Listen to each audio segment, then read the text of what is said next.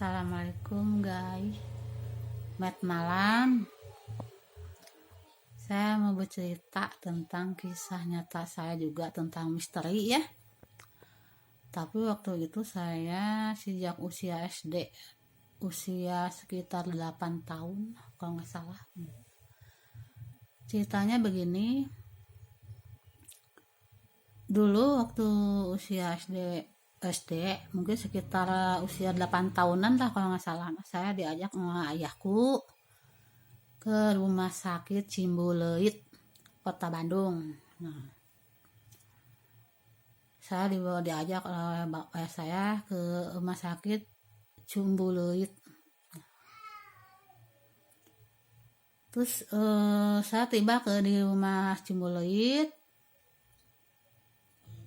Bapak saya daftar ke loket ya, ngantri gitu di loket, sedangkan saya menunggu di bangku sendirian. Waktu itu sih anak kecil ya, nungguin si bapak lagi, si ayahku maksud aku, lagi ngantri di loket gitu, daftar dulu. Saya disuruh nunggu di bangku, di lobi gitu, nunggulah. Saya duduk sendirian aja. Ketika saya lagi duduk sendirian, saya merasa ada yang ngawasin gitu ya. Waktu duduk sendirian di bangku, emang di depan ada loket, saya kelihatan si bapak lagi ngantri dan saya duduk di bangku. Saya merasakan ada yang ngawasin saya gitu. Terus saya ujung mata kiri saya melirik ke lorong. Nah, di lorong situ kelihatan agak gelap ya, padahal waktu itu siang ya, mungkin maksudnya pagi lah, mungkin jam 9-an gitu. Di situ lorong agak gelap, nggak ada lampu gitu, padahal itu siang bukan malam. Nah, di situ di lorong teh ada seorang wanita di sudut gitu, iya di lorong itu dia nempel ke dinding gitu, berdiri aja menatap saya gitu ya. Ciri-cirinya wanita itu tinggi bodinya jangkung lah, mungkin adalah tingginya nyampe 170-an gitu, badannya tinggi gede, gemuk gitu, warna kulitnya hitam manis, agak gelap gitu, wajahnya seperti orang wajah Ambon gitu. Wajah rambutnya panjangnya melebihi bahu gitu, agak ikal gitu. Usianya saya lihat ibu-ibu itu sekitar 50 tahunan lah kalau nggak salah. Pakai baju putih, baju suster lah, baju perawat zaman dulu lah. Gimana baju perawat zaman dulu kan cuma modelnya itu lengan pendek ya, terus ke bawahnya rok sepan gitu ya, jadi itu baju perawat zaman dulu gitu ya. Cuma dia rambutnya nggak digulung, terurai. Nah, dia menatapku ke saya, nada saya tuh, dia tersenyum ya, saya balas tersenyum aja dan gitu. Nah, ketika saya lagi duduk dia nyamperin gitu ke saya, nanya sedang apa. Nah, lagi apa di sini, nungguin sedang apa, lagi nungguin sama siapa datang ke sini. Si ibu itu nanya ke saya gitu ya, si ibu suster itu. Saya bilang sama ayah tuh lagi di loket ngantri tuh, jangan dia juga, dia tahu ngelirik ke bapak saya itu, lihat tuh saya lagi nungguin ayah lagi ngantri di loket. Oh gitu ya, gitu. Dia tanya sama siapa, ya jawab sama ayah. Saya suruh nunggu di sini. Dia tersenyum lagi, nah gitu. Ya, cuma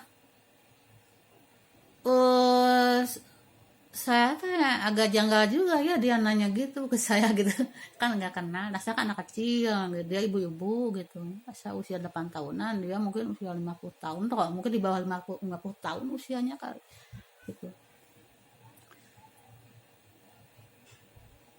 Setelah nanya saya sama siapa, saya jawab jawab itu seadanya. Terus ujungnya tuh dia jongkok ke saya, udah nanya jongkok di depan saya tuh. tahu tangannya gini ke saya, minta duit gitu bilangnya gitu. Saya kaget, saya seorang anak kan nggak pegang duit gitu. Waktu sekolah juga saya jarang jajan gitu ya, nggak jarang pegang uang lah gitu. Ini seorang suster minta duit ke saya, kan heran. Saya terkaget, ada sikapnya aneh begitu gitu ya. Saya cuma bengong aja, kenapa ini orang kok minta duit sama saya gitu. Dari penampilan sih dia bukan pengemis gitu, dia seorang suster gitu ya. Ya saya ada mau ngasih gimana, ada nggak punya uang gitu ya. Nah gitu ya udah, tetap aja dia memaksa saya minta duit, langsung ke saya tangannya gini, ayo minta duit, sini duit. Matanya mulai mendelik ke saya jadi takut lihat wajahnya gitu, agak menyeramkan ya. Dan soalnya memang mukanya sih agak menyeramkan gitu ya, muka seperti muka orang Ambon gitulah gitu. Kita kan badannya tinggi gede ya, agak gemuk, warna kulitnya juga warna kulit sama hitam manis seperti warna orang orang Ambon gitulah, wajahnya, bodinya tuh, rambutnya dia agak panjang bahu agak kerikil kan, rambutnya agak ikal gitu, pakai baju putih. Sama saya masa janggal juga, takut juga lihat tampangnya agak menakutkan gitu. Walaupun dia pernah tersenyum manis ya, tapi pas dia minta duit dengan cara maksa ke saya, wajahnya mulai tampak menakutkan, matanya mendelik gitu. Ayo minta duit gitu. Saya tuh bingung sih, duit dari mana, ada saya nggak pegang uang gitu. Lalu saya dari duduk beranjak pergi meninggalin dia gitu. Saya menghampiri si bapak yang lagi ngantri di loket gitu, udah takut saya. Nah sejak itu langsung deh dia menghilang gitu, entah kemana gitu, nggak ketahuan gitu. Dan saya nggak bilang sama bapak bahwa saya sedang digangguin gitu, nggak ngomong saya ke bapak gitu. Sampai sekarang nih nggak ngomong gitu, nggak bercerita gitu. Sekarang kan usia saya udah 50 gitu. Waktu dulu kan usianya 8 tahun. Nah waktu usia saya 40-an kalau nggak salah Maya, kan saya suka nonton ini nih ya, rumah tentang misteri di acara program televisi Antv. Tentang misteri itu kalau nggak salah nama programnya itu percaya nggak percaya. Nah di situ kan saya suka nonton. Nah, kebetulan dari program percaya nggak percaya itu kan menelusuri tentang dunia lain, hantu gitu, baik ke gedung-gedung kosong, ke rumah sakit. Nah kebetulan di situ percaya nggak percaya itu sedang menelusuri bangunan rumah sakit Ciumbuleuit gitu, yang terkenal angker gitu. Kebetulan ada si juru lukis hantunya ada di situ ya, selain si presenter yang mau ada itu ya, di situ ada ya si paranormalnya ada, si ahli lukisnya hantunya ada di situ, saya nonton. Nah di antara semua makhluk gaib yang dilukis sama pelukis hantu itu, kok ada gambar sosok suster, namanya Suster Yani gitu.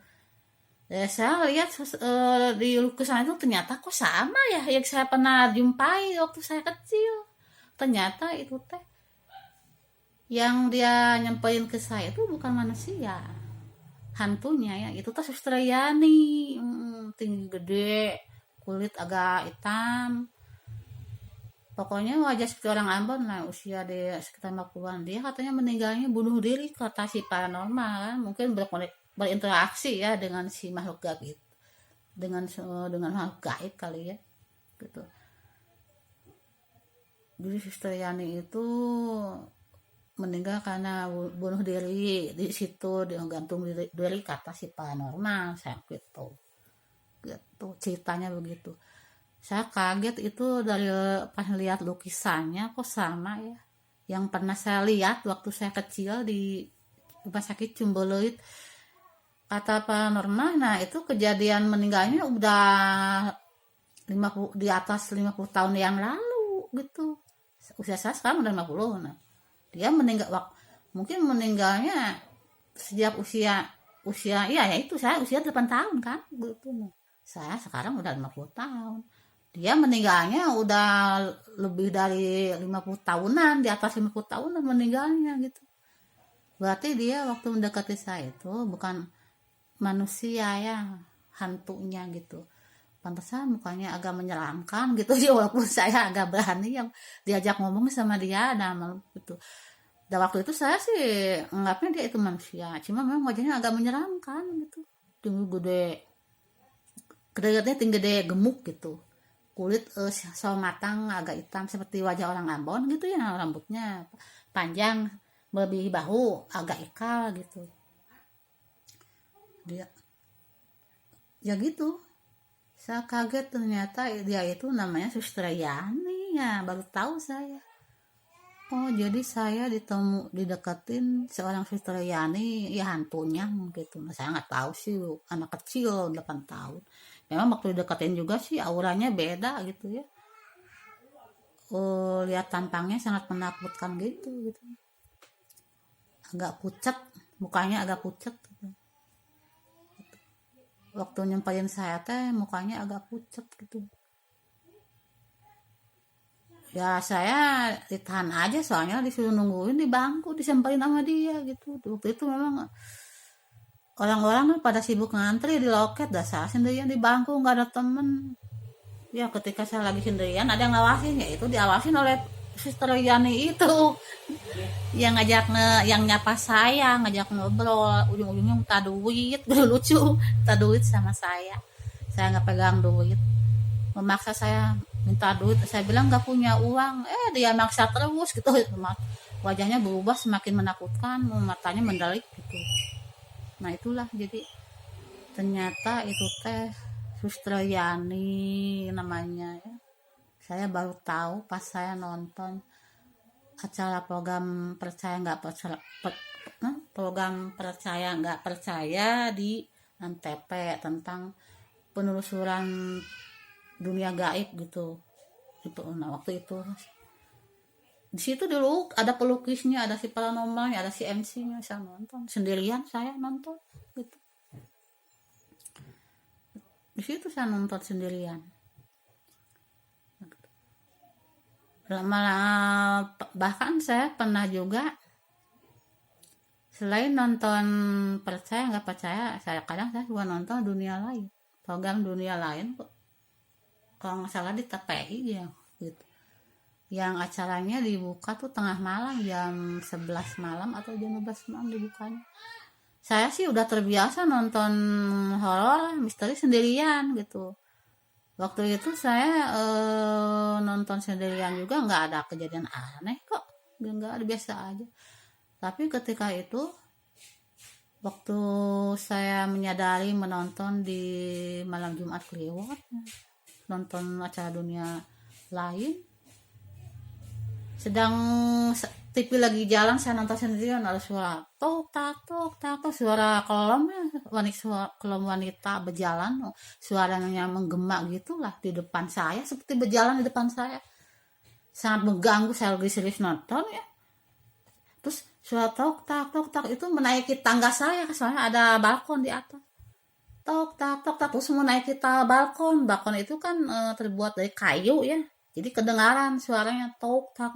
Ya saya masa berisik lagi asik nonton, diganggu sama suara langkah kaki gitu, suara kelom. Saya deketin aja udah, langsung saya tantang sekalian lah gitu ya, naik ke atas. Saya ternyata nggak ada siapa-siapa, sepi. Turun lagi saya nonton lagi dunia lain, kembali suara itu jalan tok tak kayak yang sengaja ngajain saya gitu. Saya naik lagi ke atas, berhenti, saya turun lagi, nonton lagi, suara datang lagi menggema tok tak kayak saya dikerjain aja gitu. Ya Allah, ya udah saya diamin aja gitu. Saya fokus nontonnya, lama-lama akhirnya menghilang tuh suara itu. Masa cuek gitu ya, mau ditanggapin lah. Tengah malam sih, saya nggak ada temen, saya sendirian nonton kok dunia lain sama percaya nggak percaya gitu. Nah itulah dua kejadian hal aneh gitu ya, gangguan gaib di saat saya lagi asik nonton. ada gangguan gitu. Dan pengalaman saya waktu kecil diajak ngobrol sama Suster Yani ya. Dulu kan aku nggak tahu namanya. Udah tahu dia itu namanya Suster Yani sejak nonton Percaya Nggak Percaya. Di situ ada lukisannya. Wajahnya sama. Tuh ciri yang disebutkan oleh si paranormal juga sama yang saya lihat gitu. Bener-bener nyata itu asli gitu. Bukan rekayasa saya nih demi Allah Rasulullah ya. Bener-bener nyata. Jadi setiap pengalaman suka kebetulan ya itu. Nah, begitulah jalan ceritanya saya, pengalaman saya disapa sosok Suster Yani yang ternyata dia utuh hantunya. Udah, terus belum lagi saya waktu nonton Dunia Lain diganggu sama suara langkah kelom yang lok tak gitu, lagi asik nonton diganggu gitu, suaranya menggema itu di depan saya berjalan naik ke balkon kan terbuat dari kayu. Saya merasa terganggu dengan suara itu. Saya sampaikan ke atas, saya nyampe ke atas itu. Pas saya sampaikan berhenti, hening, nggak ada suara lagi. Saya turun, hasil nonton, datang lagi suara itu menggema, tok tak terus aja. Kayak yang sengaja godain saya gitu, gangguin saya lagi asik nonton Dunia Lain. Waktu itu kan Dunia Lain teh tentang pemakaman angker gitu ya. Waktu itu teh saya nonton sendirian. Ya gitulah kejadian aneh yang saya alami gitu. Dijumpai Suster Yani yang ternyata hantunya gitu. Itu pengalaman saya asli, ini saya yang mengalami bukan orang lain ya gitu. Nah begitulah jalan cerita saya, kisah nyata yang saya sebenarnya, bukan rekayasa, ini asli. Saksinya Allah ya. Nah demi Allah, demi Rasulullah gitu ya, saya nggak bohong ya. Nah, saya ini membuat konten sendiri ya tentang pengalaman hidup saya, kisah nyata saya, dan baik itu berbentuk kehidupan saya yang pahit, yang jadi korban pelet ataupun gangguan gaib, nah ataupun bentuk apapun kejadian yang menimpa saya akan ungkapkan di sini gitu. Saya emang nggak takut, soalnya sama bicara jujur gitu ya, apa adanya gitu. Saya ungkapkan siapa, biar orang semua laki tahu siapa saya gitu. Biar yang pernah, maksudnya biar mantan tunangan saya yang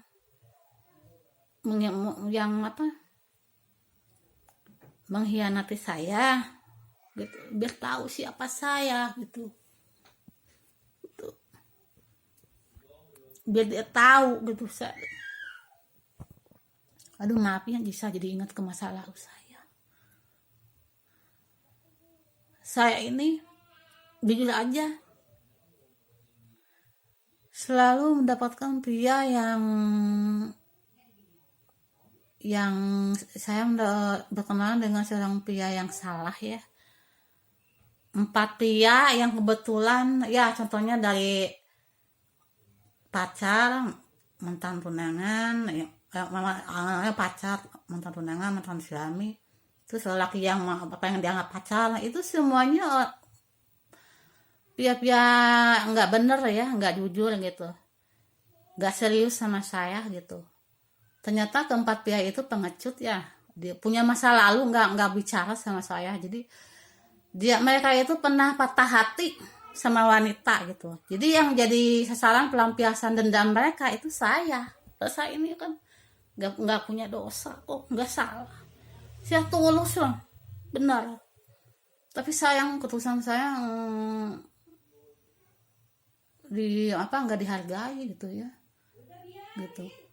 Jadi saya nggak tahu bahwa para mantan saya itu adalah orang-orang yang pernah patah hati sama wanita, dan yang jadi sasaran pembalasan dendam mereka itu, yang jadi sasaran itu saya gitu loh. Harusnya ya dia, kalau mereka itu kalau punya masa lalu sakit hati sama wanita, janganlah balas dendam, janganlah wanita lain jadi sasaran gitu.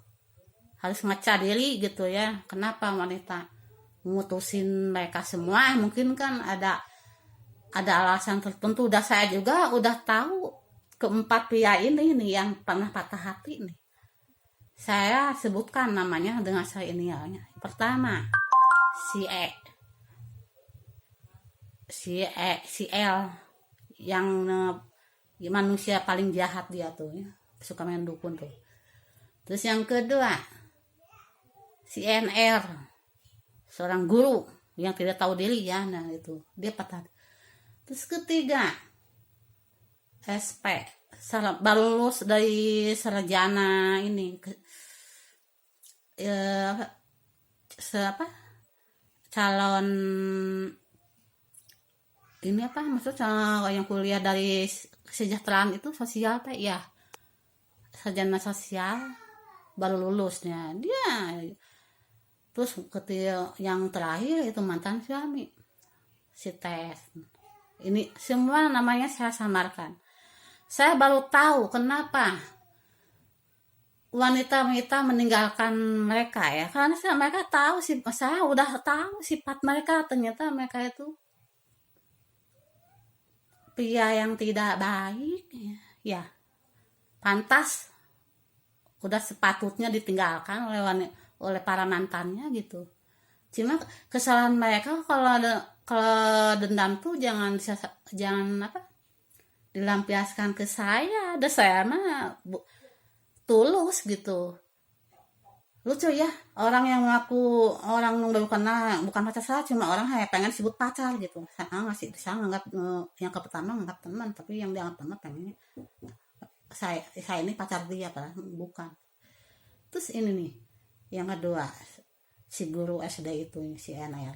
Terus belum lagi nih si sarjana sosial si SPF baru lulus, sekarang dia mungkin jadi pejabat atau di PNS. Terus ini mantan suami aku si Tes. Itu keempat pria ini orang yang patah hati sama wanita gitu. Cuma yang jadi sasaran pembalasan dendam mereka itu saya.